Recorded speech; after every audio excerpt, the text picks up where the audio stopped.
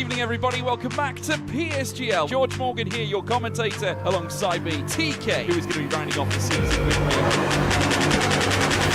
Down the inside of turn number 6. Possible scene. This is for the win between these two.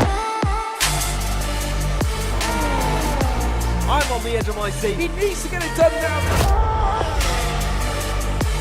Blakely will dive to the inside. We're robust. We got our elbows out. Ronar takes the lead. Because here comes Alfie Butcher. Can't really complain with that one. It's not going to be easy. The pressure is on, of course. Yarda Watmere is your champion.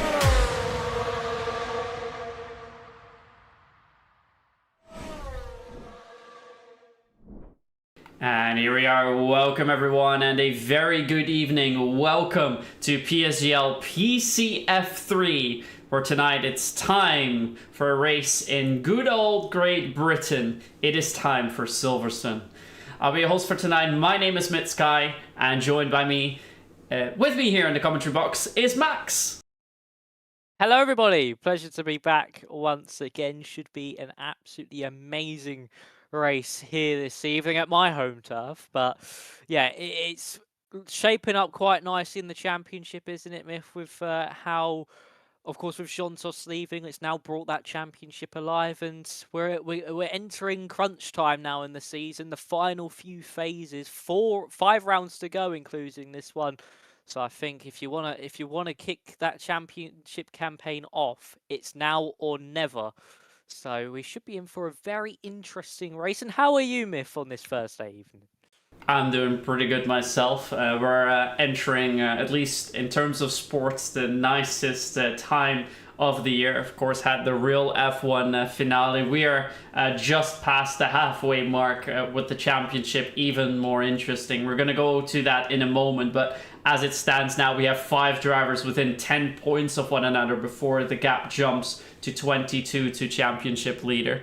But we've got great things coming up ahead. Tonight, Silverstone. Next week is the last race before the Christmas break when we go to Mexico. That will only be for PC, by the way. PS, this is on Monday. We'll just have one more race in Silverstone next week, and then the break kicks in. But we have 2 races still to go. And I think, Max, let's just quickly go over to those standings so you can see how that all unfolds right now. Because as of this week, we have a new championship leader. Gabor Santos is still in there, even though he has been promoted. So he hasn't been here for the last 2 races, but it's taken 2 races for someone to take him. And now championship leader Alexander Dimas with that 3rd place last week out in Spain. He leads Tomasetto Alaya, also our host for tonight, 6 points, and it's 7 points to Francesco Lago, who was 4th, and it's 9 points to last time race winner and only repeat winner currently still racing in F3, Aif Gobadi. So great work by him on that sense. After that, the gap to Carlos Galindo is a little bit bigger, so it looks like, at least for now, there's 4 drivers we need to keep an eye on, but we see how easy it is for some of the drivers to overshoot once. Dimas has been 10th once. Tomasetto Alaya has been 17th once as well. Francesco Lago has also gotten an 8th place. Aif Gobadi started the first 3 races without any points, so it's very easy to overcome it. And yeah, with Galindo just getting his worst result of the season, aside from that DNF in Monaco, if he gets a great result out here, Max, he might be in it again.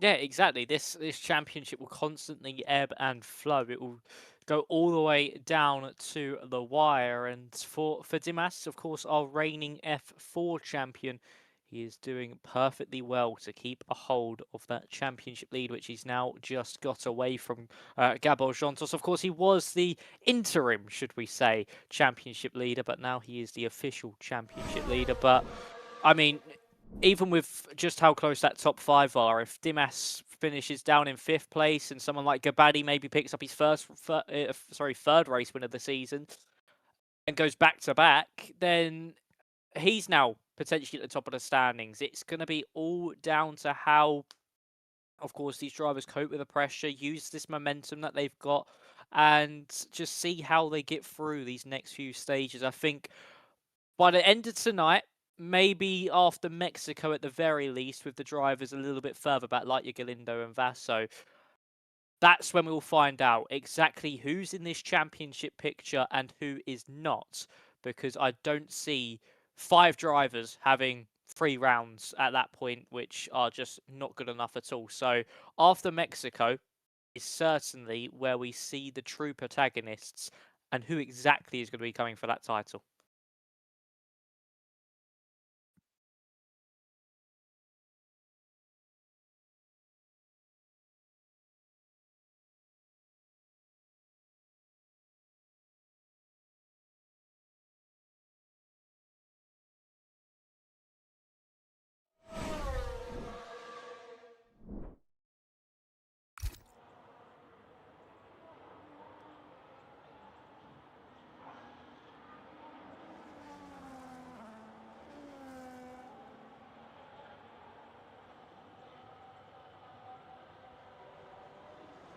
No, OBS. We went for it. We said last week with how we went for it perfectly for once, and the week after, yeah, we kind of jinxed it. I mean, while you figure it out, I could maybe do some radio commentary onto Boba's lap, as he's going to be the first one round through this circuit. Just heading into Abbey now, of course, the first corner, and now making his way into Village, braking late around up just as the curb starts, down to third gear, bring the car out wide, and then flick it straight back to the right for the loop, and then you turn into that left-hander. Nicely done out of there as he now builds up the gears and heads through Aintree. And now we'll be heading down the Wellington Straight into Brooklands Corner. It's a 26.9 in the first sector from Boba as he now makes his way into Luffield, down to third gear. Many different lines you can take through here. You can go wide, you can go tight. It's all down to driver preference, but he gets a nice drive as he now heads through Woodcut and up the...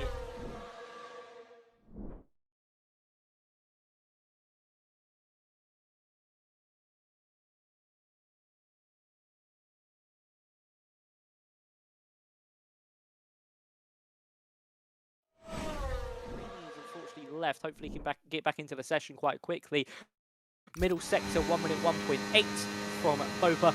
We make our way now down the hangar straight and now into slow braking at 50 meters, down to 6th gear, clip that inside apex curve, run the car all the way out wide as you naturally drift over to the right and then into the Vale chicane. A little bit wide from that first apex, going to affect his run all the way to the line as he makes his way into club corner, and across the line he goes. The benchmark at 25.2, not too shabby there from Boba, as we now see heading up to the line is one of the Alpines. We still can't see anything much, Max. Pretty much everything works. Hotkeys seem to be malfunctioning, but also the race screen does not show whatsoever. I do wonder what exactly that is currently causing these issues.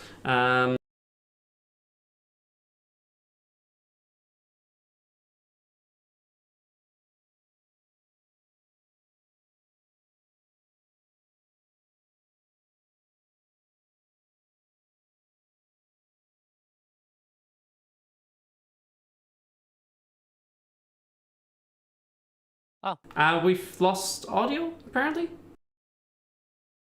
I think we have to go for a restart so that OBS fully functions again. So we will go for a restart and hopefully it's fixed. Or, well, now they say that it works sometimes, some way. It's lost audio, apparently. Oh no. Yeah, we'll just go for a quick restart so we at least won't miss the main bit of qualifying. So we'll be back in a moment.